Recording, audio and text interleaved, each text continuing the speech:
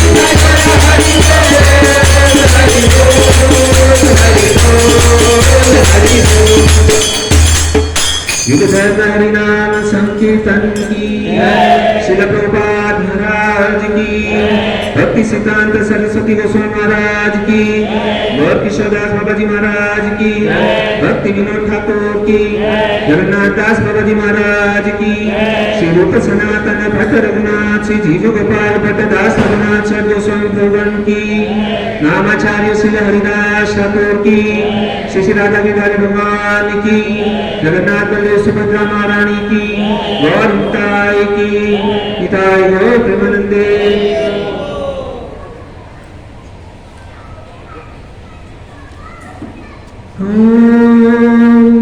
नमो भगवते वासुदेवाय। ओम नमो भगवते वासुदेवाय। ओम नमो भगवते वासुदेवाय।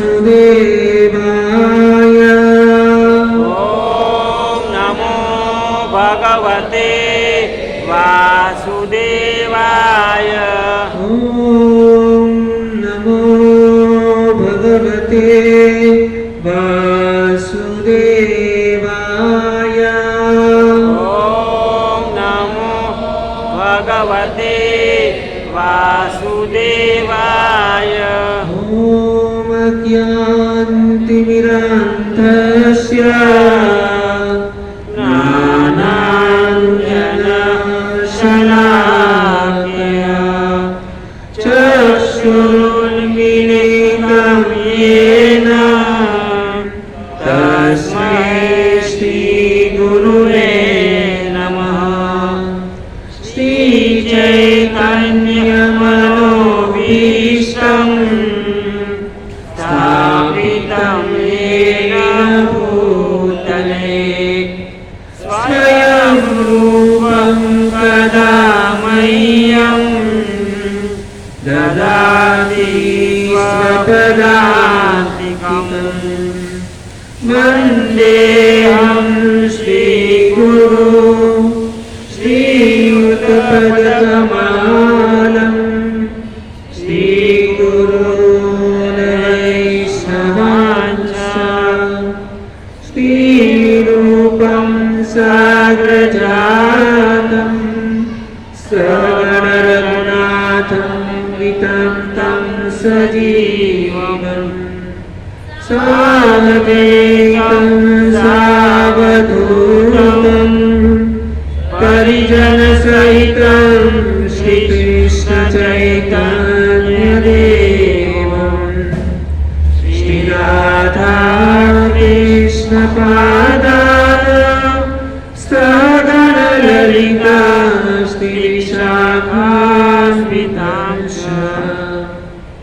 हे कृष्ण करुणा सिन्धु दीनबन्धु जगत्पते गोपेश गोपिकान्त राधाकान्त नमोस्तुते। तप्तकाञ्चन गौराङ्गी राधे वृन्दावनेश्वरी वृषभानुसुते देवी प्रणमामि हरिप्रिये। वाञ्छाकल्पतरुभ्यश्च कृपा सिन्धुभ्य एव च पतितानां पावनेभ्यो वैष्णवेभ्यो नमो नमः। जय श्री कृष्ण चैतन्य प्रभु नित्यानंद श्री अद्वैत गदाधर श्रीवासादि गौर भक्तवृंद। हरे कृष्णा कृष्णा कृष्णा हरे हरे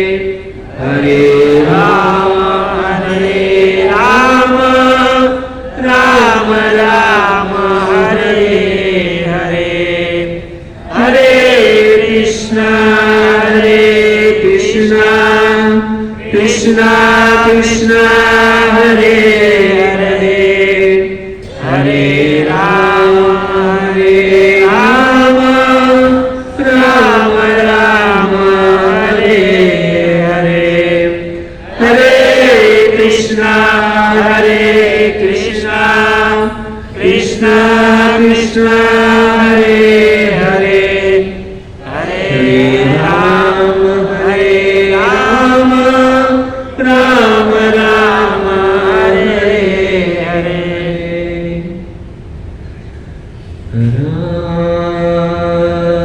हरारविन्दे न पदारविन्दम् मोहारविन्दे विनिवेशयन्तम् वातास्य पत्रस् कुटेशयानम् कालं मुकुन्द मनसा स्मरामि श्रीकृष्ण गोविन्द हरे मुरारे हे नाथ नारायण वासुदेव जीवेऽपि ऋतमेतदेव गोविन्द दामोदरमाधवेति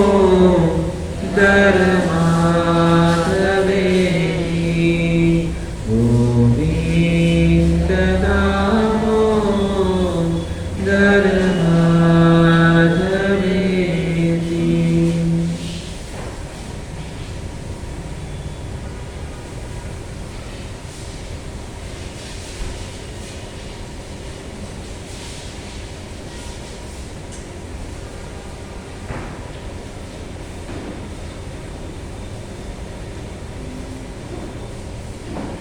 हरे कृष्ण।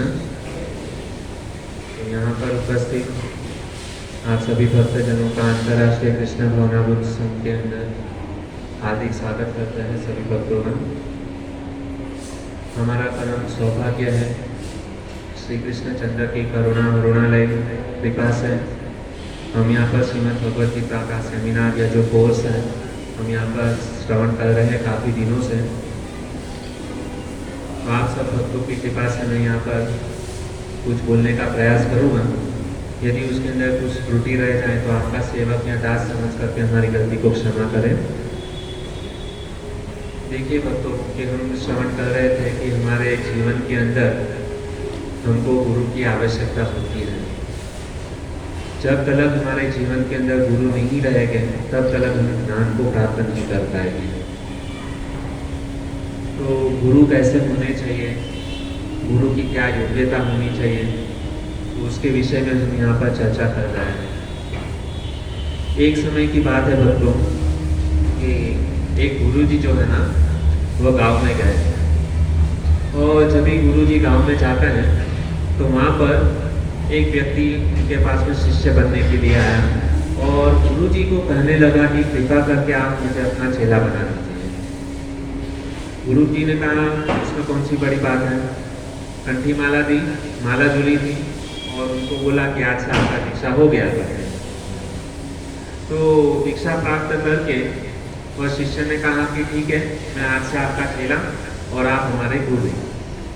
अभी आप हमारे गुरु हुए तो कृपा करके आप उनको कुछ आज्ञा प्रदान करें कि ऐसी आज्ञा प्रदान करें कि जिससे मैं भगवत प्राप्ति हमें प्राप्त हुआ। वास्तविक में यह चेला भी जो था ना वो चेला था। कहा कि गुरु जी से कहा कि हमको कुछ उपदेश प्रदान करो, आज्ञा दो। तो गुरु जी ने कहा कि देखिए प्राय मतलब भजन जो करते हैं भक्ति करते हैं तो भजन करने वाले का लक्ष्य यह होता है कि सर्वप्रथम उनको भगवान के नाम का जप करना चाहिए। हरे कृष्णा कृष्णा कृष्णा हरे हरे, हरे राम राम राम हरे तो गुरुजी उनको सुनाने लगे कि आपको क्या करना चाहिए, राम नाम का जप करना चाहिए। तो चेला बोलता है कि गुरुजी मैं कुछ ऊंचा सुनना चाहता हूँ। ये तो मतलब ठीक है, राम नाम जप ये ठीक है, लेकिन कुछ इसे विशेष कुछ आप हमको बताइए कि इसे विशेष कुछ ज्ञान हमको प्रदान कीजिए। ये तो साधारण बात है, भगवान के नाम का जप करना, ये राम नाम जप करना साधारण बात है, मैं कुछ विशेष सुनना चाहता हूँ।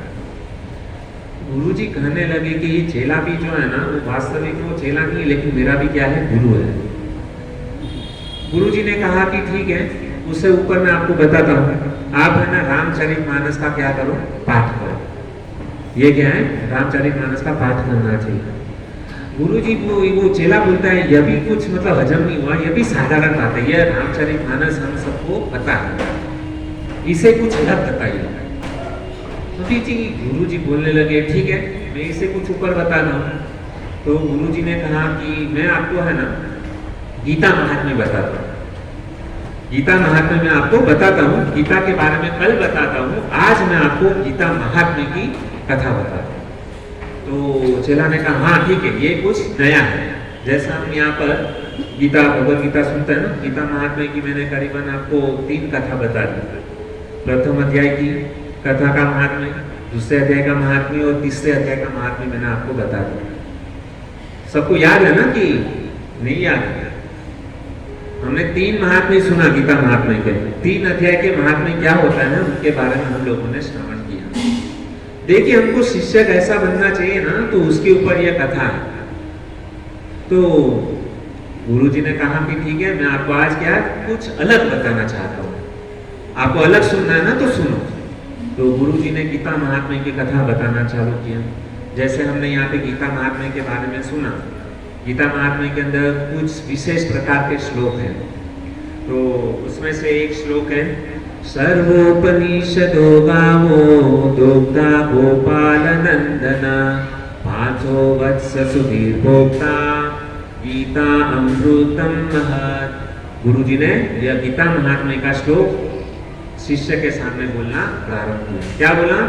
सर्वोपनिषदो गावो दुग्धा गोपाल नंदनम। अभी गुरुजी इसके ऊपर व्याख्या करना चालू किए कि सर्वोपनिषद गाओ, ये जो जितने भी सारे उपनिषद, सर्वोपनिषद जितने भी वेद उपनिषद यह है वह क्या है, वो सार चीज है। भगवान श्री कृष्ण कहते हैं गीता महात्म्य के अंदर सर्वोपनिषद गाओ, ये सारे वेद शास्त्र जो है ना वह क्या है, सार है। और वो किसके समान है? गाय के समान है। किसके समान? गाय के समान है। उसके बाद में कहा कि दुग्धा गोपाल अमृतम। तो कहते हैं कि दुग्धा, यह जो सर्वोपनिषद, ये जो वेद शास्त्र जो है ना उसको दोहने वाला, ये सारे उपनिषद गाय के समान है। और उसको दोहने वाला कौन है? भगवान श्री कृष्ण स्वयं है ना। क्योंकि भगवान श्री कृष्ण क्या करते हैं, उसको धोते हैं। जिस प्रकार से हम गाय को हम क्या करते हैं, दूध निकालते हैं तो उसको धोना पड़ता है, तो आंचल से तभी क्या निकलता है, दूध निकलता है। तो उसी प्रकार से भगवान श्री कृष्ण कहते हैं कि सारे उपनिषद है ना वो क्या है, वो गाय के समान है। और उसको धोने वाला कौन है? भगवान श्री कृष्ण। और जब इस प्रकार से गुरुजी ने उसके ऊपर 1 घंटा तक क्या किया, उसका व्याख्यान दिया। और वो जो चेला जो है ना इसको सुन करके बोलने लगा मजा आ गया, इतनी सुंदर, अति सुंदर, अति सुंदर। और जैसे मतलब वो वाह वाह कर रहा था ना, तो गुरुजी को और उत्कंठा हो रही थी बताने के लिए ना। कभी कभी कुछ मतलब हमारे जैसे व्यासपीठ के ऊपर बैठ जाते हैं और श्रोतागण जब भी बोलते हैं वाह बहुत मजा आया, बहुत मजा आया, तो हमको भी क्या है, मजा आता है, और सुना है, और सुना है, और सुना है। तो गुरुजी तो एकदम फॉर्म में आ गए, और फॉर्म में आकर के और उसकी विस्तृत रूप में क्या करने लगे, एक ही श्लोक के ऊपर क्या 1-1.5 घंटा बोलने लगे। और शिष्य तो मतलब आज तक ऐसा प्रवचन कभी नहीं सुना, मजा आ गया, मजा आ गया। और प्रवचन खत्म जैसे हुआ, और तभी प्रवचन खत्म होने के बाद में वापस चला उसका वखान करने लगा। अरे प्रभु गुरुजी, आपने तो ऐसी बात कही कि आज तक मैंने कभी मेरे जीवन के अंदर नहीं सुनी, प्रथम बार ऐसा कुछ सुनने के लिए मिला। और जैसे ही प्रवचन खत्म हुआ, गुरुजी ने चेला को कहा कि देखिए मैंने अभी 1-1.5 घंटा तक हमने क्या किया, आपको महात्म्य के बारे में बताया।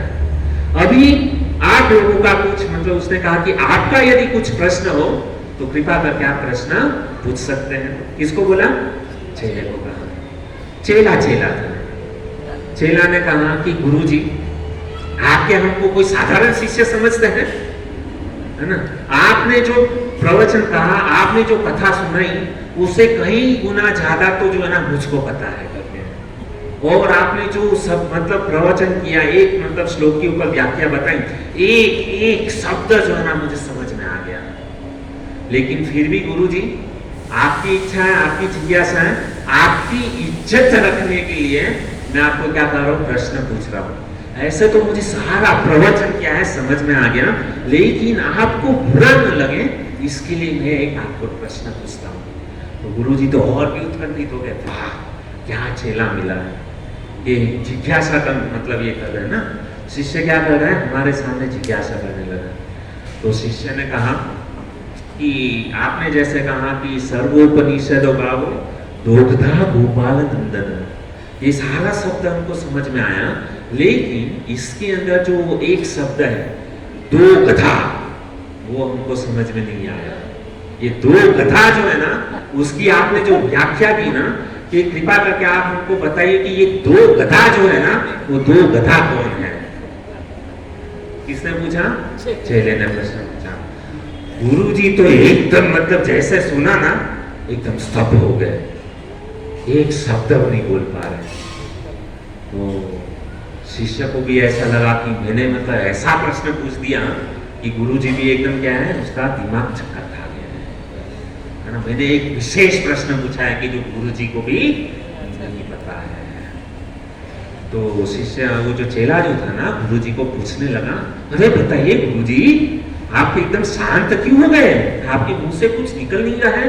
अभी तो आपने 1-1.5 घंटा एक श्लोक के ऊपर इतनी व्याख्या की, आप तो परमहंस हो, परम ज्ञानी हो। ये तो मेरा एक साधारण सा प्रश्न है, आप हमको बता नहीं पा रहे हैं। बताइए कि दो गधा कौन है?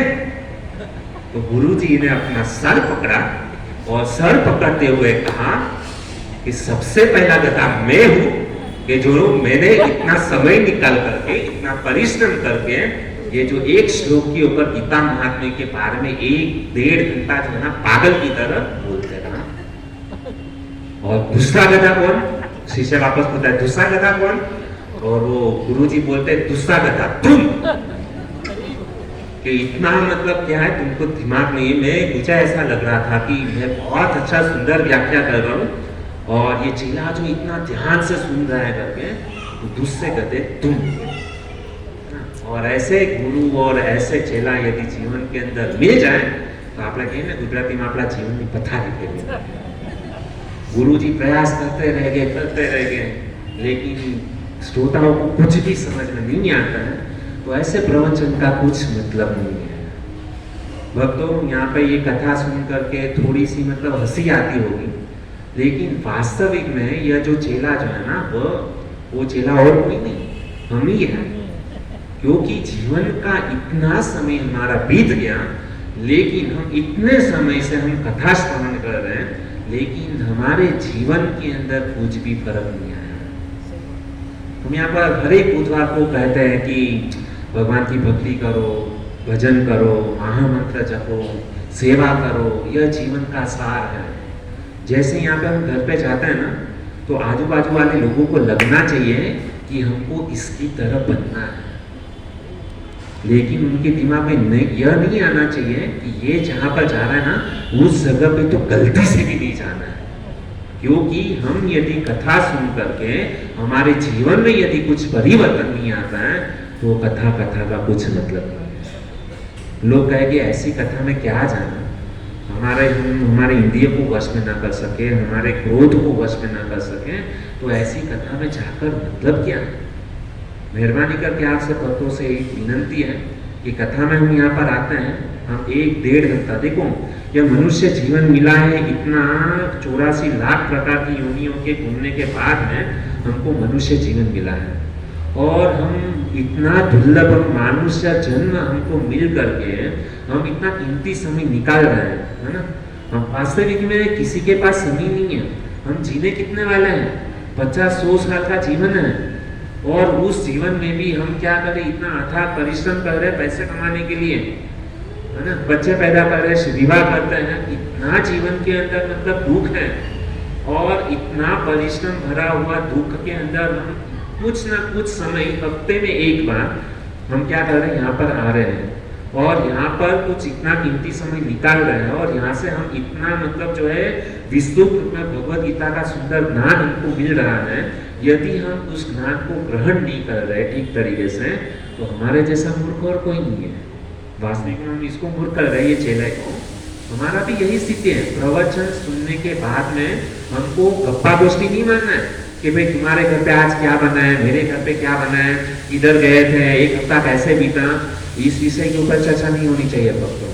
प्रवचन खत्म होता है तो प्रवचन खत्म होने के बाद में जिज्ञासा होनी चाहिए कि आज के प्रवचन का सार क्या था। आज मैंने 1-1.5 घंटा यहाँ पे बुधवार के दिन समय निकाला तो मैं आज इस प्रवचन से मेरे साथ में, मेरे जीवन के साथ में मैं क्या लेकर के जा सकता हूँ। यह यदि मतलब जीवन के अंदर जिज्ञासा नहीं होती तो यहाँ पर आने का कुछ मतलब नहीं है। तो मेहरबानी करके आपसे प्रार्थना करता हूँ कि हम भी हमारा समय ना बिगाड़े, आप भी अपना समय ना बिगाड़ो। उससे अच्छा है हम घर पे बैठे रहे। यहाँ पर आ रहे हो तो कुछ यहाँ से शिक्षा प्राप्त करके जाओ। हम यहाँ पर प्रयत्न कर रहे थे कि हमको आपके पास से कुछ भी 1 रुपए की आशा नहीं है। हमारा केवल एक ही उद्देश्य है कि यहाँ पे जो भी आए वो सही प्रकार से ज्ञान प्राप्त करें और ज्ञान प्राप्त करके उसके जीवन में जितना भी दुख है वह दुख से छुटकारा पाए। क्योंकि ज्ञान यदि किसके जीवन में हो गया तो ज्ञान से व्यक्ति क्या हो जाएगा, दुख से मुक्त हो जाएगा। ज्ञानी व्यक्ति हमेशा सुखी होता है, अज्ञानी व्यक्ति हमेशा दुखी होता है। तो हमको यहाँ पर ज्ञान मिल रहा है, इसके लिए ज्ञान दिया जा रहा है हमारे सुख के लिए। और इस ज्ञान को प्राप्त करके हमारे जीवन में आचरण करके हमको क्या करना है, इस जन्म मृत्यु के जन्म काल में से हमको छुटकारा पाना है। वापस किसी माँ के गर्भ के अंदर वापस नहीं आना है। क्यों नहीं आना है? माँ के गर्भ के अंदर बहुत दुख है। इस जीवन के हम लोग इतना दुखी हुए कि वापस हमारे जीवन में ऐसा दुख हमको कभी नहीं जाना है। वापस हमको भगवान के धाम में जाना है कि वहां पर हमेशा शाश्वत हमको क्या है, सुख है। उस सुख की प्राप्ति हम लोग को क्या करना है, प्राप्त करना है। उसके लिए हमको मनुष्य जीवन मिला है और इस मनुष्य जीवन को अभी हमको बिगाड़ना नहीं है। 84 लाख योनि किसको बोलते हैं? हम केवल 50-100 साल के अंदर हमारा क्या हो जाता है, हम मतलब कंटाल जाते हैं जीवन से। थोड़ा सा हमको दुख मिला है, इस जीवन से हम लोग क्या उब जाते हैं, नहीं जीना है ऐसी जिंदगी, हमको मर जाना है, ऐसे ख्याल हमारे जीवन के अंदर आते हैं। तो ऐसा जीवन नहीं चाहिए। तो हमको मनुष्य जीवन मिला है भगवान का भजन करने के लिए, प्राप्त करने के लिए। जो सही तरीका है वो सही तरीका इस्तेमाल करके हमको क्या जाना है, भगवान के शाश्वत धाम में जाना है। वहां पर कभी भी हमको दुख नहीं है, वहां पर केवल सुख सुख सुख सुख सुख और कुछ नहीं है। भगवान का धाम ही ऐसा है कि जहां पर हमको सुख की प्राप्ति करा सकते हैं। और यह माध्यम है कि इस माध्यम के द्वारा, गीता के द्वारा हम परम सुख की प्राप्ति कर सकते हैं। इसके लिए यहाँ पे जो भी ज्ञान मिलता है कृपा करके उसको वेस्ट मत करो और अपनी आंखें खुली रखो, कान खुले रखो। एक भी व्यक्ति सोए नहीं। मैं जानता हूँ कि पूरा दिन परिश्रम करने के बाद में थकावट लगती है और यहाँ पर ऐसी थकावट लगती है, प्रवचन सुनने के बाद में पूरी थकावट निकल जाती है और थकावट निकलने के बाद में ऐसी नींद लग जाती है ना कि बात मत पूछो। डॉक्टर जो हमको नींद की दवाई देते हैं ना, फिर भी नींद की दवाई लेने से हमको नींद नहीं आती। लेकिन हमारा यहाँ पे कथा के अंदर ऐसा मतलब ये होता है असर कि व्यक्ति आने के बाद में सीधा उसको क्या धीरे धीरे क्या हो जाता है, नींद लग जाती है। लेकिन ये कथा सोने के लिए नहीं है, जागने के लिए है। हमको क्या है, जागना है, एक एक शब्द ध्यान पूर्वक सुनना है। ठीक है बच्चों, तो आते हैं हम हमारे वापस ओरिजिनल टॉपिक के ऊपर। हमारे यहाँ पर टॉपिक चल रहा है गुरु के ऊपर, है ना। तो आज के दिन के ऊपर हम जानेंगे कि हमको हमारे जीवन में गुरु क्यों धारण करना चाहिए और गुरु कैसे होने चाहिए। ये 2 विषय वस्तु के ऊपर आज हम क्या करेंगे, चर्चा करेंगे। क्यों गुरु हमको जीवन में धारण करना चाहिए, ऐसी क्या जरूरत है, क्या हम बिना गुरु के ज्ञान प्राप्त नहीं कर सकते? गुरु ही क्यों? देखिए भक्तों कि वास्तविक में इस सृष्टि को जिसने बनाया, सृष्टि को किसने बनाया, भगवान ने बनाया, ये सबको बताया। भगवान ने जिसको इस सृष्टि को बनाया, भगवान भी जब इस पृथ्वी के ऊपर अवतार लेते हैं ना, तो उस समय वह भगवान भी क्या करते हैं, गुरु को धारण करते हैं। आप बोलेंगे आपके पास कुछ ऐसा उदाहरण है कि जिसके द्वारा हम समझ सकें? हाँ, शास्त्र के अंदर उदाहरण है। क्या उदाहरण है कि भगवान श्री रामचंद्र जब भी त्रेता युग के अंदर आए थे, तो त्रेता युग में जब भी भगवान श्री रामचंद्र आए तो उन्होंने क्या किया था, गुरु को धारण किया था। तो कहते हैं कि भगवान ने जब भी गुरु धारण किया तो महर्षि वाल्मीकि ऋषि जो है ना, उनको अपना गुरु बनाया। तो भगवान श्री राम, लक्ष्मण, भरत, शत्रुघ्न वह विद्या प्राप्ति करने के लिए कहाँ पर जा रहे हैं, गुरुकुल में। विश्वामित्र को गुरु बनाए थे और कहते हैं कि वास्तविक में भगवान को कोई जरूरत नहीं है गुरु बनाने के लिए, लेकिन भगवान अपने आचरण करके सिखाते हैं कि मैं भी खुद भगवान हूँ, लेकिन मैं भी जब इस पृथ्वी के ऊपर आता हूँ तो ज्ञान प्राप्त करने के लिए मुझे भी भगवान होकर भी मुझे गुरु की आवश्यकता है। यह भगवान यहाँ पर सिद्ध करना चाहते हैं।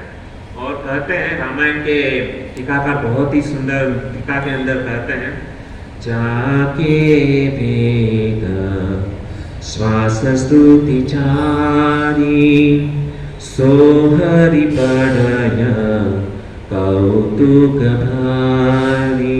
कहते हैं जाके वेद श्वास स्तुति चारी सोहरि पढ़य कौतुक भारी। रामायण के टीकाकार बहुत ही सुंदर कहते हैं कि जिसके श्वास से सारे वेद निकलते हैं, जो भगवान केवल श्वास मतलब बाहर निकालते हैं तो उनके श्वास से क्या होता है, वेद बाहर निकलते हैं। ऐसे भगवान गुरु के पास में क्या कर रहे हैं, ज्ञान हासिल करने के लिए क्या कर रहे हैं, जा रहे हैं। तो भगवान श्री रामचंद्र ने भी क्या किया था, अपने जीवन के अंदर गुरु बनाया था। तो हम भी गुरु बनाना चाहिए, बिना गुरु के हम ज्ञान प्राप्त नहीं कर सकते।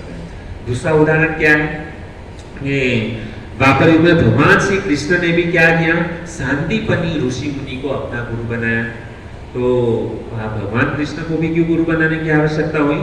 तो वास्तविक में हरि सूरु जी टीका के अंदर लिखते हैं कि भगवान श्री कृष्ण जो है ना, भगवत गीता का ज्ञान लेकर के, ये सारे वेद का ज्ञान लेकर के चले गए थे। तो भगवान ने सोचा कि मैं इस पृथ्वी के ऊपर जा करके मैंने ये सारा ज्ञान जो है ना सबको बता दिया, गुरु को बता दिया। तो मेरा जो ज्ञान है, वह जो ज्ञान गुरु अपने शिष्य को सही तरीके से दे रहे हैं कि नहीं, उसकी परीक्षा करने के लिए भगवान श्री कृष्ण ने क्या किया, सांदीपनी ऋषि को गुरु बनाया कि मैंने जो ज्ञान दिया है वह सही तरीके से दे रहे हैं कि उसके अंदर मिलावट कर रहे हैं। वो जानने के लिए भगवान श्री कृष्ण ने किसको गुरु बनाया, सांदीपनी ऋषि को। ये दूसरा एग्जाम्पल। तीसरा एग्जाम्पल देता हूँ, ऐसे बहुत सारे उदाहरण हैं, लेकिन जो मेन जो उदाहरण है ना, वो आपके सामने प्रस्तुत करने का प्रयास करूँ।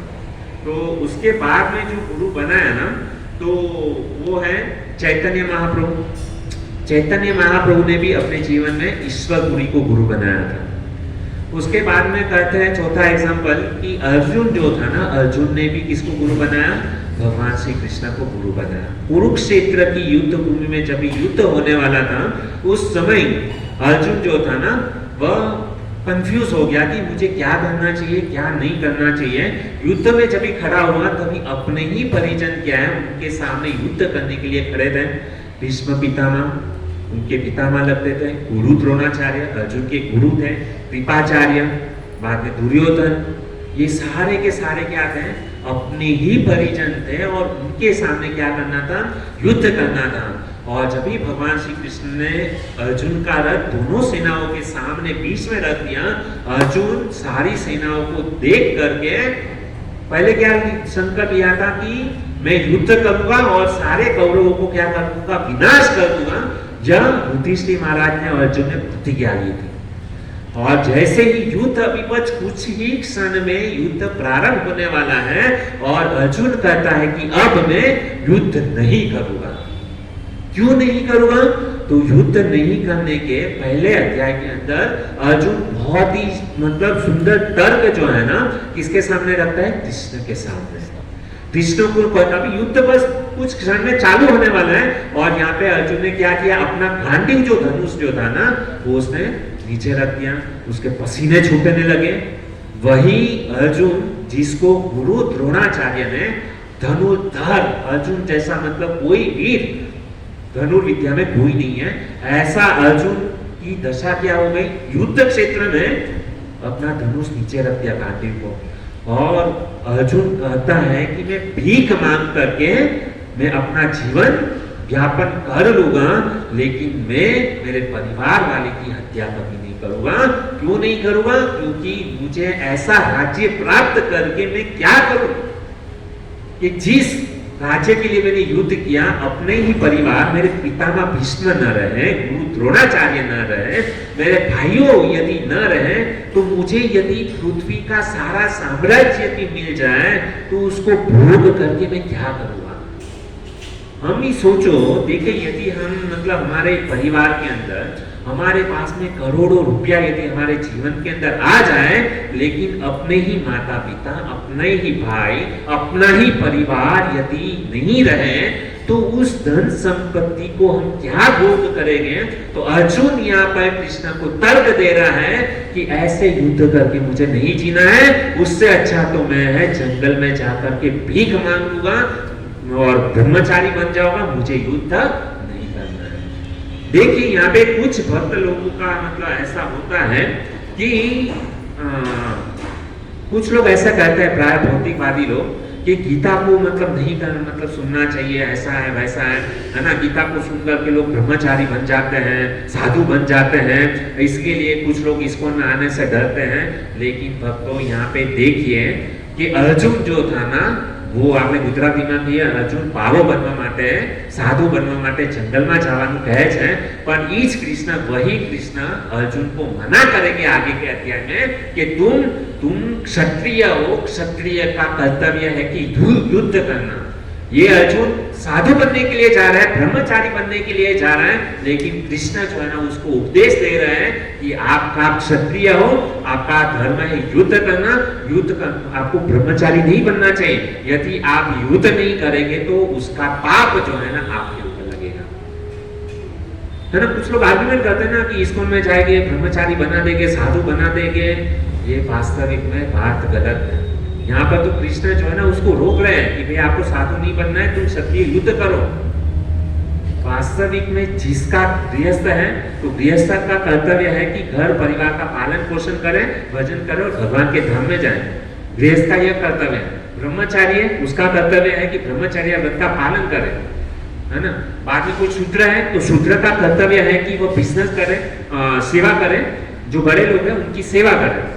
ब्राह्मण, क्षत्रिय, वैश्य, वैश्य का धर्म है वो व्यापार करे, बिजनेस करे और पैसा कमाए। तो यहाँ पे भगवत गीता में चारों वर्ण आश्रम के बारे में बहुत सुंदर तरीके से भगवान श्री कृष्ण बता रहे हैं कि हमको हमारा जीवन इस प्रकार से बिताना चाहिए। वास्तविक में ये गलत बात है, क्योंकि अर्जुन को रोक दिया कि भाई तुम्हारा कर्तव्य क्षत्रिय युद्ध करो, नहीं कि मतलब युद्ध से भाग जाओ, उससे तो तुमको क्या मिलेगा, पाप लगेगा। तो भगवान श्री कृष्ण ने अर्जुन को रोका, है ना। और अब तक आप यदि हम देखेंगे ना, पहले अध्याय के अंदर भगवान श्री कृष्ण जो है ना केवल अर्जुन की बात को सुन रहे हैं, एक शब्द भी नहीं बोला। क्यों नहीं बोला? यहाँ पे प्रश्न उठता है। यदि आप लोगों ने भगवत गीता पढ़ी होगी तो पहले अध्याय का सार क्या है, उसका नाम क्या है? कुरुक्षेत्र की युद्ध भूमि में सैन्य निरीक्षण। भगवान श्री कृष्ण एक भी शब्द नहीं बोले पहले अध्याय में। क्यों नहीं बोले? यहाँ पे यदि आप लोगों को प्रश्न पूछा जाए कि पहले अध्याय के अंदर भगवान श्री कृष्ण एक शब्द नहीं बोले, उसका कारण क्या है? कोई बता सकता है? कृष्ण ने एक शब्द भी पहले अध्याय के अंदर नहीं बोला। गीता का पहले अध्याय का यदि आप प्रारंभ देखोगे तो पहला अध्याय का पहला श्लोक किसने बोला?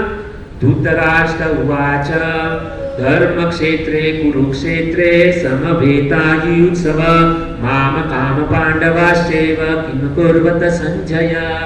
पहला श्लोक किसने बोला? धृतराष्ट्र ने बोला, कृष्ण ने नहीं बोला, है ना। जो हम भगवत गीता कृष्ण ने लिखी है, कृष्ण के द्वारा भूली गई है, लेकिन पहले अध्याय में कृष्ण एक शब्द भी नहीं बोल रहे। क्यों नहीं बोल रहे?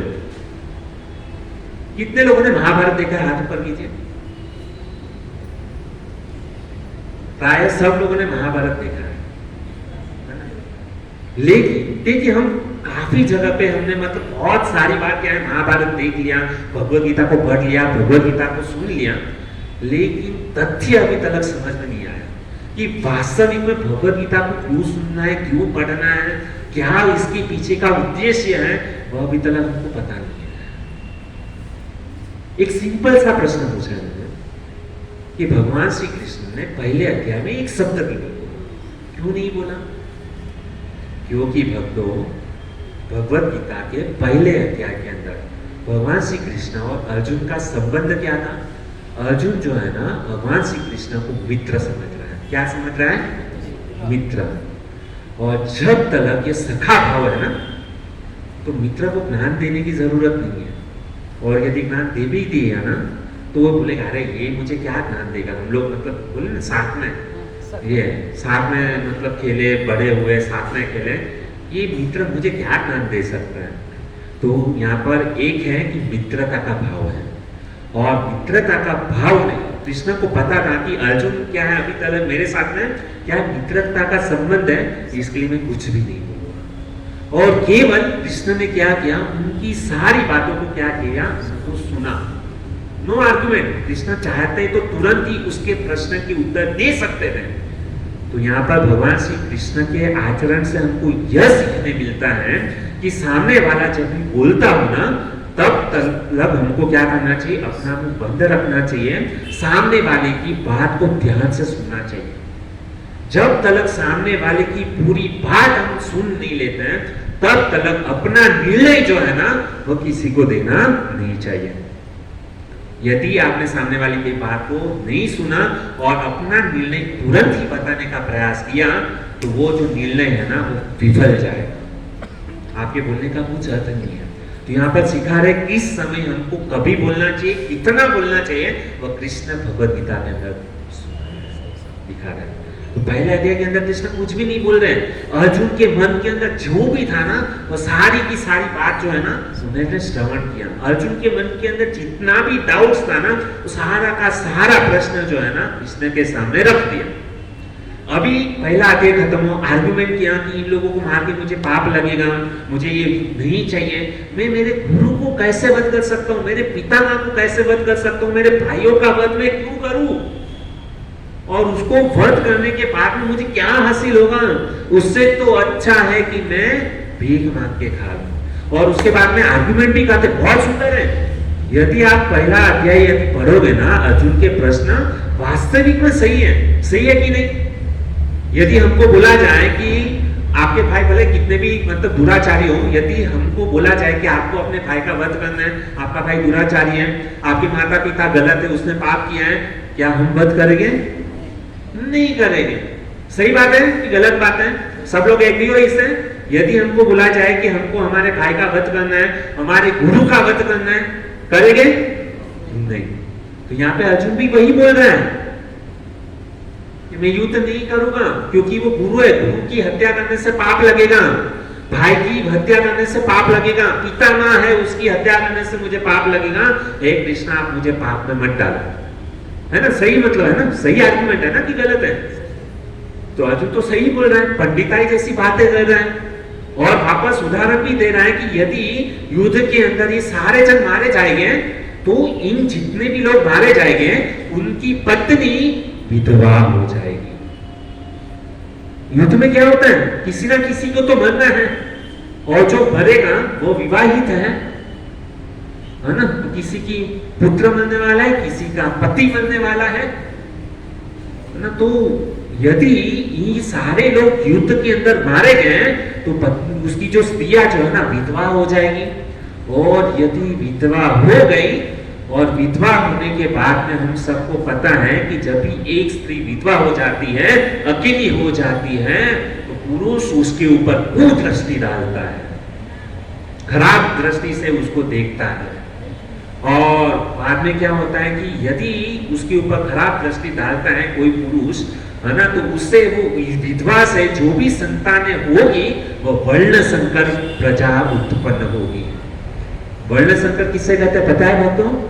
वर्ण संकर उसे कहते हैं कि जिसके अंदर कोई भी संस्कार नहीं है, मांसाहार करना, नशा करना, अपने माता पिता की बात को नहीं सुनना, ऐसी वर्ण संकर समाज के अंदर क्या होगी, प्रजा उत्पन्न होगी। तो कृष्ण मुझे ऐसा क्यों कर रहे हो, पाप में लगा रहे हो, क्या मुझे मिलेगा?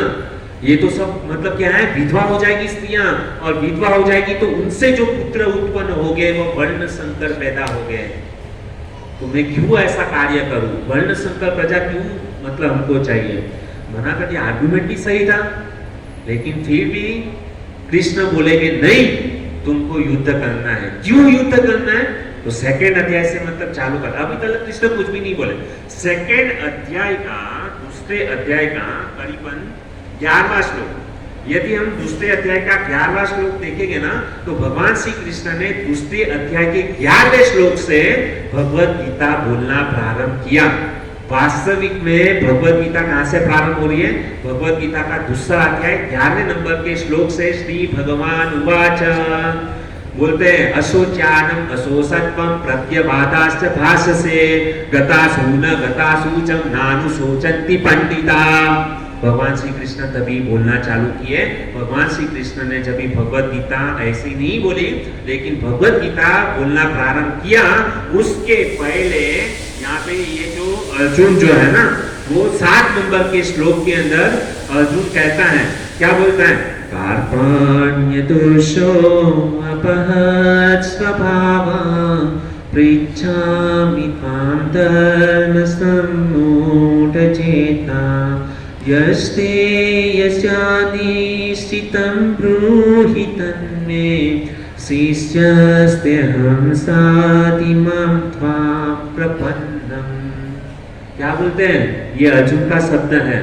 अर्जुन भगवत गीता के दूसरे अध्याय के 7वें नंबर श्लोक के अंदर कहते हैं, कार्पण्य दोषो अपहत स्वभावा पृच्छामि त्वां धर्म सम्मूढचेता यस्ते यस्यानिश्चितं ब्रूहि तन्मे शिष्यस्तेऽहं साधिमां त्वां प्रपन्नम्।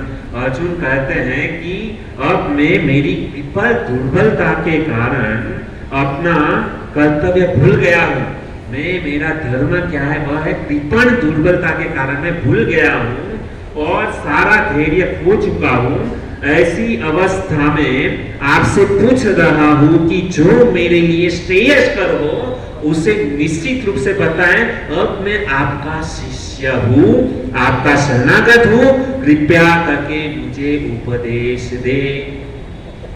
क्या बोला यहाँ पे? भगवान मतलब अर्जुन जो है ना, भगवान श्री कृष्ण क्या है? शिष्यस्ते अहं साधिमां त्वां प्रपन्नम। अर्जुन ने अब तक बोला था कि कृष्ण आप मेरे मित्र हो, मेरे सखा हो, लेकिन पहला अध्याय जैसे खत्म हुआ, दूसरा अध्याय प्रारंभ हुआ, तो दूसरे अध्याय में अर्जुन ने भगवान श्री कृष्ण को क्या किया? अपना गुरु बनाया, है ना। जब तक अर्जुन ने कृष्ण को गुरु नहीं बनाया, तब तक कृष्ण ने एक शब्द भी मुंह से नहीं निकाला। समझ में आ रहा है मैं क्या बोल रहा हूं, है ना। और अभी क्या होगा कि जैसे ही यहाँ पे शिष्यस्ते अहं साधिमां, अर्जुन कृष्ण को पूछता है, कार्पण्य दोषों, मेरी बुद्धि भ्रष्ट हो गई है, मैं धर्म से विमुख, खुद ही स्वीकार कर रहा है कि मैं धर्म से च्युत हो रहा हूं, धर्म से च्युत हो रहा हूं, मैं मेरे धर्म को भूल रहा हूं, मेरी बुद्धि काम नहीं कर रही है ना। और मुझे ऐसी अवस्था में शिष्यस्ते अहं साधिमां प्रपन्नम, यश्रेय, यश्रेय का मीनिंग यह होता है कि आप मेरे श्रेय, मेरे लिए जो कल्याणकारी होना, ऐसी बात मुझे बताइए। प्रिय बातें नहीं बताया, मुझे जो अच्छा लगे, प्रिय बात नहीं कही गई। यहाँ पे कौन सी बात? यश्रेय। श्रेय का अर्थ होता है कि मेरे लिए जो कल्याणकारी बात है ना, कृपा करके कल्याणकारी बात मेरे हित के लिए जो है वह बात बताएं ना। प्रिय, मुझे जो अच्छा लगता है। कभी कभी कुछ गुरु लोग होते हैं ना, शिष्य मतलब है ना चला ना जाए, इसके लिए उसके लिए जो उस प्रिय, उसको जो कान को सुनने के लिए अच्छा लगता है ना, ऐसी बातें बताते हैं कि तुम दान करो, तुम यदि दान करोगे तुमको यह मिल जाएगा, गाड़ी मिल जाएगी, बंगला मिल जाएगा, मेरा नाम का जप करो। अपनी खुद की मान प्रतिष्ठा के लिए जो गुरु जो होता है ना, चेले को ऐसी बात बताते हैं। वास्तविक में ऐसा गुरु कभी भी हमारे जीवन में नहीं होना चाहिए। गुरु ऐसा होना चाहिए कि जो हमारे लिए श्रेयस्कर बात बताए, हमारे लिए अच्छी बात बताए, हमारे जीवन के लिए अच्छी बात हो, जिससे हमारे जीवन का कल्याण हो, ऐसी बात हमको गुरु बताना चाहिए। तो यहाँ पे अभी कहते हैं कि मेरे लिए जो श्रेयस्कर है ना, ऐसी बात बताओ।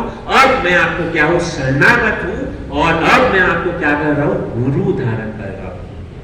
और जैसे ही अर्जुन ने इस बात को कहा ना, तो तुरंत ही भगवान ने श्री भगवान वाचा असोचानम असोसत्वम प्रज्ञवादाश भाससे गतासूनं गतासूचं नानुशोचन्ति पंडिता। जैसे ही भगवान कृष्ण को बोलने का मौका मिला, उस समय भगवान कहते हैं, क्या कहते हैं, हे अर्जुन, तुम पंडितों जैसी, विद्वान पंडितों जैसी बड़ी बड़ी बातें कर रहे हो, लेकिन तुम विद्वान पंडितों जैसी बड़ी बड़ी बातें कर रहे हो, लेकिन तुम एक नंबर के मूर्ख हो। सीधा कृष्ण ने उसको क्या कर दिया, मूर्ख बोल दिया कि तुम क्या मूर्ख हो।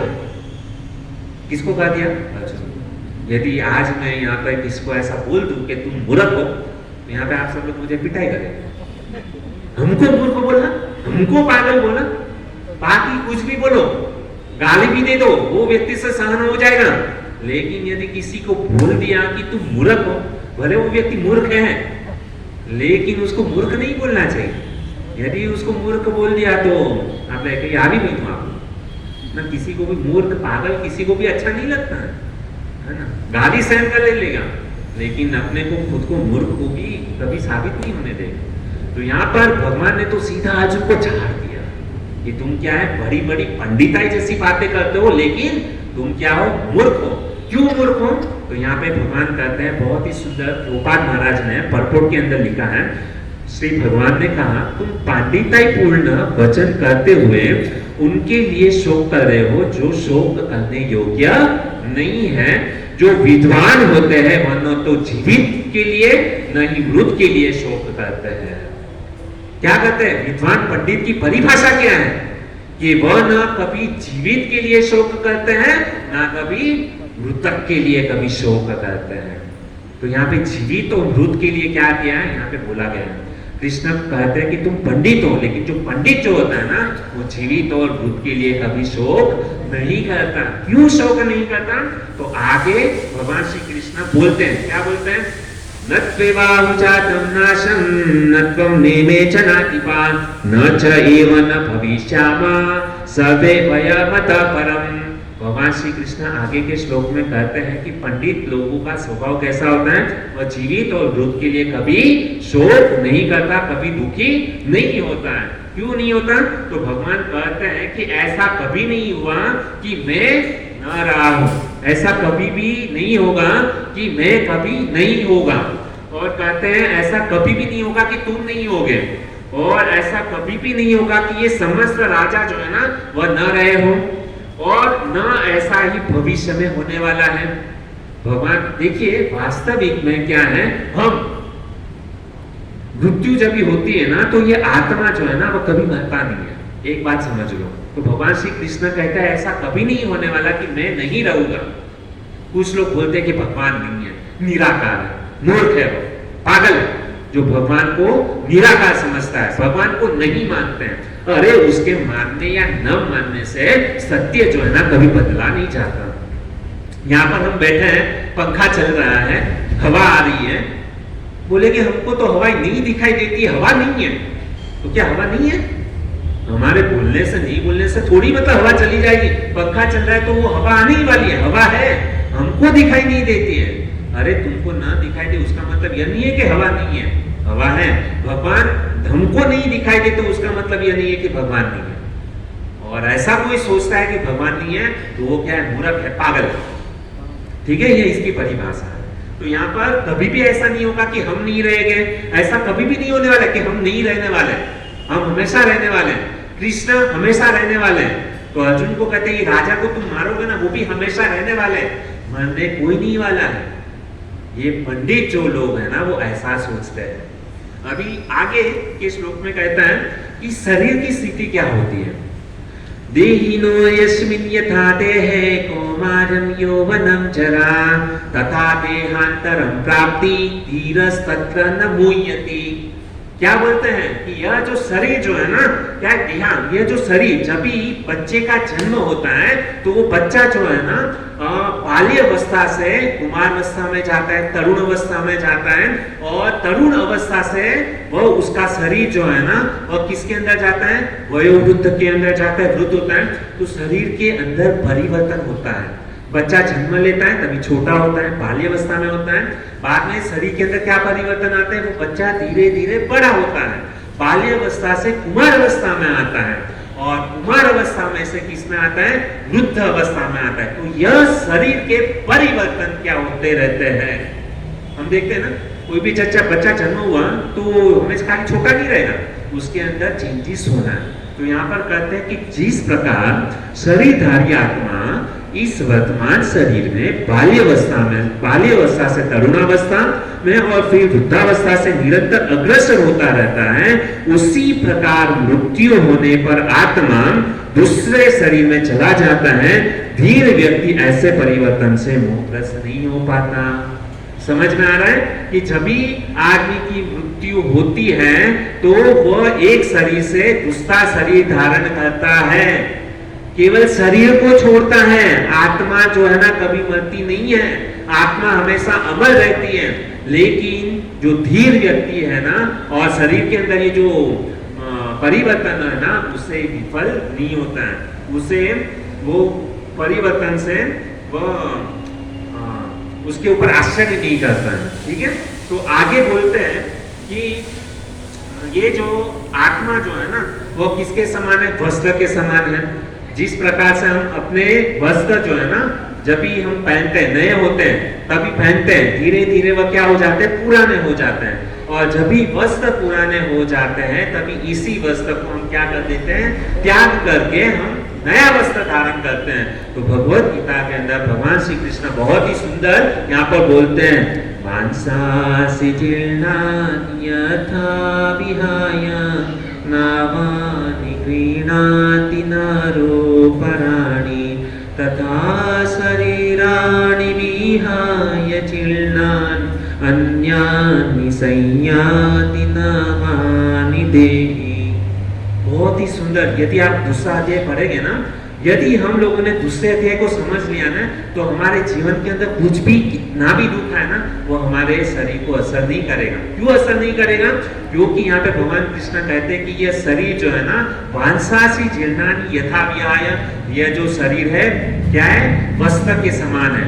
जैसे वस्त्र मतलब पुराना हो जाता है, वस्त्र को त्याग कर देते हैं, नया वस्त्र हम लोग धारण करते हैं, उसी प्रकार से यह जो आत्मा जो है ना वह शरीर धारण करता है। और जैसे ही शरीर पुराना हो जाता है, वृद्ध हो जाता है, तो इस शरीर को त्याग देता है और क्या करता है, नवानि गृह्णाति नरोपराणि तथा, है ना। तो जैसे क्या होता है कि नया शरीर क्या करता है, वो व्यक्ति धारण करता है। उसके बाद में कहते हैं कि बहुत ही सुंदर कि यह जो आत्मा जो है ना वो नैनम छिदन्ति शस्त्राणि नैनम दहति पावक न चैनम कलेदयन्ति आपो न शोष्यति मारुत। भगवान कृष्ण कहते हैं कि तुम किसके लिए शोक कर रहे हो?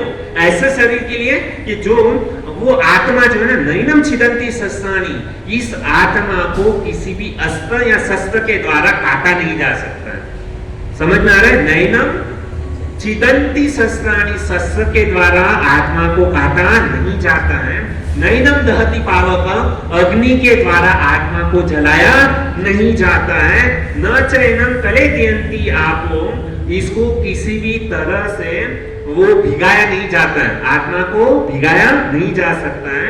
न शोष्यति मारुत, किसी भी वायु के द्वारा आत्मा को सुखाया नहीं जा सकता है। यह आत्मा की अवस्था है।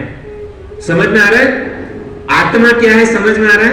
नैनम, न शरीर के मतलब किसी भी अस्त्र शस्त्र के द्वारा इस आत्मा को काटा जा सकता है।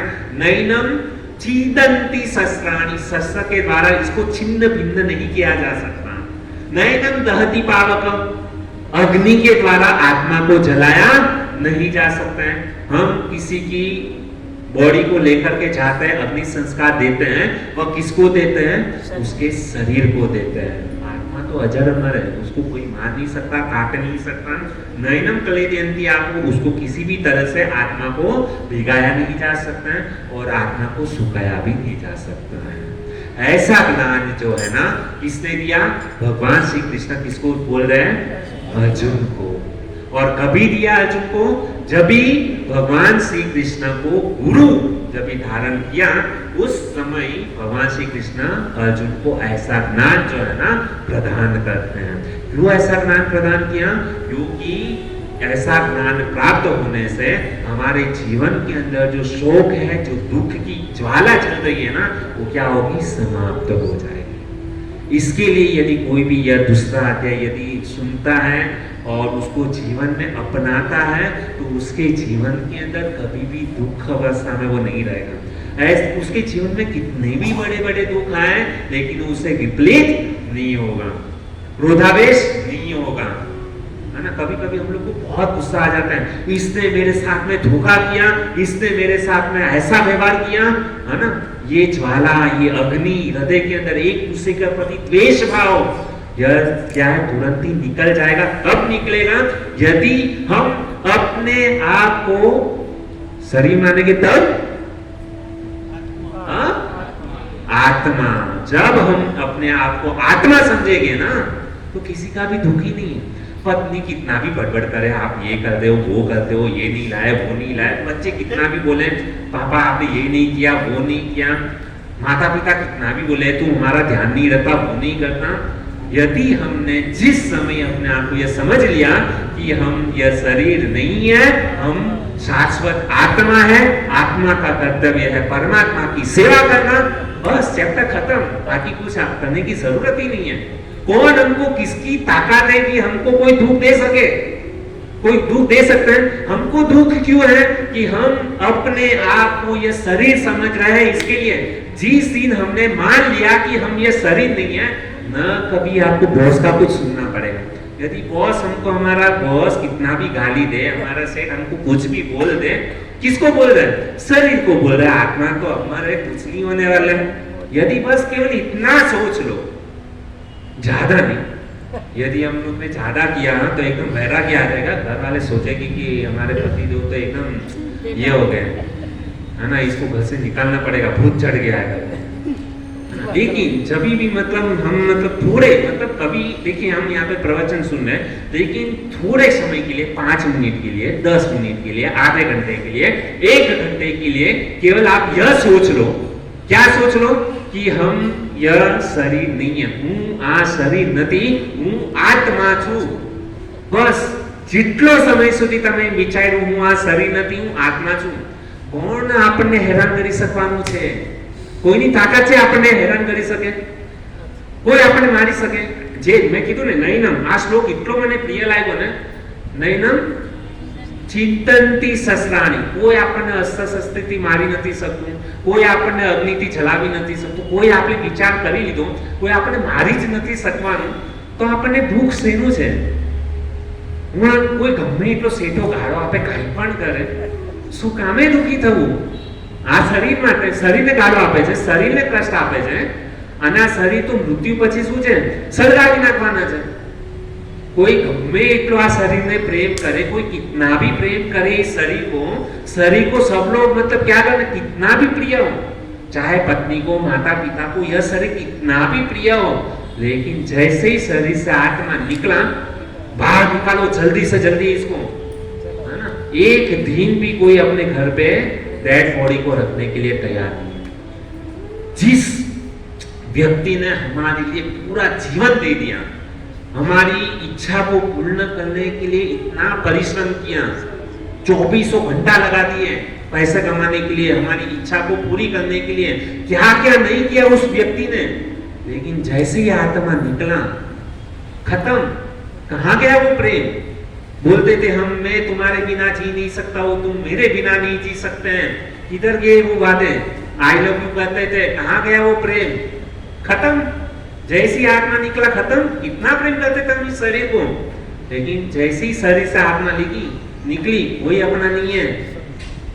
कुछ दिन का दुख है, जैसे 1 महीना 2 महीना 1 साल 2 साल बीतेगा, वापस सब लोग अपने अपने में मस्त हो जाने वाले हैं। चाहे कोई कितना भी प्रेम करे, कोई भोजन छोड़ने वाला है नहीं छोड़ने वाला, कोई निंद्रा को त्याग करने वाला नहीं करने वाला, कोई मतलब अपना नहीं है। सबको यहाँ पे क्या है, खाली एक इंद्रिय तृप्ति है, भोग है, बस मुझे सुख मिल रहा है, भोग या खत्म, चैप्टर फिनिश, आत्मा निकल गया, तू कौन मैं कौन, है ना? सब लोग जब भी जेब के अंदर पैसा रहता है ना, तो सब लोग पूछते हैं हाउ आर यू, क्या है, जब भी जेब में पैसा रहता है तभी लोग पूछते हैं हाउ आर यू, लेकिन पैसा नहीं है, ठन ठन गोपाल है, उठी क्या है, हु आर यू, कोई नहीं पूछा। समझे, खाली मतलब HOW और WHO एक ही मतलब वर्ड है, खाली शब्दों को इधर उधर घुमा दिया है।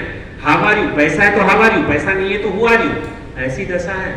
તમે કોણ ભાઈ, પૈસા છે તો તમે કેમ છો, પૈસા નથી તમે કોણ, આવી દશા છે, है ना? इसके लिए संसार के प्रति मोह मत रखिए, संसार के प्रति प्रेम मत रखिए। प्रेम करना है तो द्वारकाधीश को प्रेम कीजिए, कृष्ण को प्रेम कीजिए, वही हमको सुखी कर सकते हैं। बाकी सब लोग तो दुख देने के लिए ही यहाँ पर जन्म लिए हुए हैं।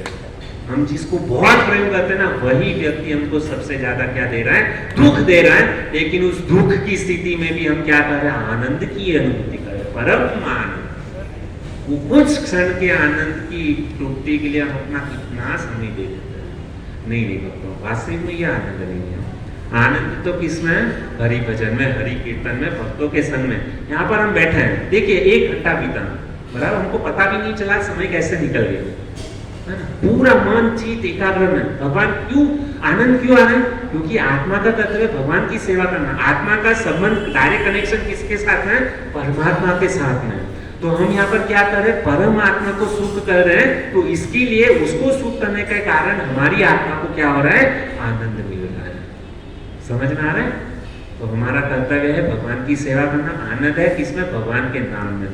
हरे कृष्णा कृष्णा कृष्णा हरे हरे, हरे राम राम राम हरे हरे। आज मैं बहुत कुछ तैयारी करके आया था, लेकिन यहाँ पे समय मतलब बहुत कम है। और मैंने सोचा कि कुछ भक्तों का कहना कि प्रभु जी आप थोड़ा बहुत स्पीड में बोलते हो, तो कुछ थोड़ा जो है ना अपनी स्पीड को स्लो करो, ताकि हमको बातें अच्छी तरीके से समझ में आए। तो इसके लिए आज मैंने थोड़ा गाड़ी को अपना थोड़ा ब्रेक मार दिया है।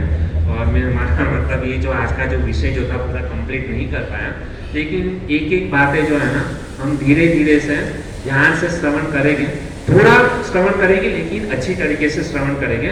और उन बातों को हम हमारे जीवन में प्रैक्टिकल रूप में क्या करेंगे, उसको अपनाने की कोशिश करेंगे। मैं ऐसा नहीं बोल रहा हूँ कि 100% में जो बोल रहा हूँ उसके ऊपर आज ही से अमल होना है, नहीं। और करने जाओगे तो होगा भी नहीं, प्रैक्टिकल नहीं है। स्प्रिंग को दबाओ दबाओ दबाओ, कितना दबाओगे, एक समय ऐसा आएगा कि स्प्रिंग धड़ाम करके उछलेंगे, तो उसका मीनिंग नहीं है। हम बोले कि आज से मतलब है ना मावा पान तंबाकू बीड़ी सब कुछ छोड़ देंगे। मैं कभी भी किसी को नहीं कहता हूँ कि आप पान छोड़ो, तंबाकू छोड़ो, सिगरेट छोड़ो। मैं केवल एक ही बोलना चाहता हूँ कि आप जो ना कुछ भी मत छोड़ो, केवल कृष्ण को अपने साथ में जोड़ो, कृष्ण का नाम लो, कृष्ण को जोड़ोगे, ऑटोमेटिक बाकी की सारी आदतें जो है ना छूट जाएगी, पता भी नहीं चलेगा कब छूट गई। इसके लिए मेरी आपसे नम्र निवेदन, व्यास मन से प्रार्थना है कि हम हमारे जीवन के अंदर किसको जो, अभी तक तो हम लोगों ने बहुत सारे लोगों को हमारे जीवन के अंदर जोड़ा, लेकिन एक पर्सन ऐसा है कि जिसको हमने जोड़ा नहीं है। यदि हम मतलब खाली कृष्ण को जोड़े और बाकी किसी को भी हमारे जीवन में ना छोड़े ना, तो वो एक अकेले ही कृष्ण जो है ना, कृष्ण को जोड़ दिया, ऑटोमेटिक संसार के जितने भी लोग हैं ना वो हमारे साथ में जुड़ जाएंगे। और हमने यदि उल्टा विपरीत किया, पूरे संसार वाले को जोड़ने का प्रयास किया, कृष्ण को नहीं जोड़ा, तो कोई भी व्यक्ति हमसे जुड़ेगा नहीं, ये तथ्य है। तो इसके लिए हम किसके साथ में जोड़ना है, सबन को कृष्ण के साथ में, कृष्ण के नाम के साथ में हम लोग को क्या करना है, कनेक्शन करना है। बस ये कर दिया, खत्म। भगवान के नाम का जप लो, हरे कृष्णा कृष्णा कृष्णा हरे हरे, हरे राम राम राम हरे हरे। आप सबके चरणों में प्रार्थना करता हूँ कि आप जितना हो सके, यहाँ पे 8 बजे का समय है, 8 बजे यदि आप सब लोग आ जाएंगे तो हमको समय थोड़ा ज्यादा मिलेगा, हम और ज्ञान जो है ना हासिल कर पाएंगे। तो सबके चरणों में प्रार्थना करता हूँ कि 8 बजे कृपा करके यहाँ पे आप आ जाइए, और ताकि हमारा प्रवचन जो है ना जल्दी से प्रारंभ कर सकें। ठीक है, तो हम हमारी वाणी को यहाँ पर विराम देते हैं। हरे कृष्ण। हरे कृष्णा कृष्णा कृष्णा हरे हरे, हरे राम राम राम हरे हरे। तो बहुत ही सुंदर प्रकार से प्रभु जी ने श्रीमद् भगवद गीता के ऊपर बताया कि गुरु के ऊपर, कि गुरु भगवान भी आते हैं इस धराधाम पर मनुष्य लीला करने के लिए, हम सबको सिखाने के लिए तो गुरु धारण करते हैं, है ना। और फिर प्रभु जी ने बहुत ही सुंदर स्पीड से प्रथम अध्याय खत्म किया और दूसरा अध्याय भी शायद खत्म होने को ही आया है। प्रभु जी कह रहे हैं कि मैं धीरे से बोलूं, लेकिन प्रभु जी की स्पीड ही इतनी है कि प्रभु जी लोकल ट्रेन में चढ़ते चढ़ते वंदे भारत में कब पहुंच जाते हैं पता नहीं चलता है। तो प्रभु जी ने बहुत सुंदर बताया गीता के बारे में। वास्तविक में भगवत गीता हमें त्याग करना सिखाती है ना। तो हम गीता गीता बोलते हैं ना, गीता गीता गीता गीता गीता गीता गीता, तो त्याग हो जाता है, त्याग करना हम सीख जाते हैं। तो वास्तविक में भगवत गीता क्या है, हमें छोड़ना सिखाती है कि छोड़ो, जो कुछ भी एकत्रित किया है ना उसे छोड़ो। छोड़ने में ही मजा है, प्राप्त करने में मजा नहीं है, छोड़ने में मजा है। जो कुछ भी हमने एकत्रित किया है ना उसे त्यागो, त्याग करने में आनंद है।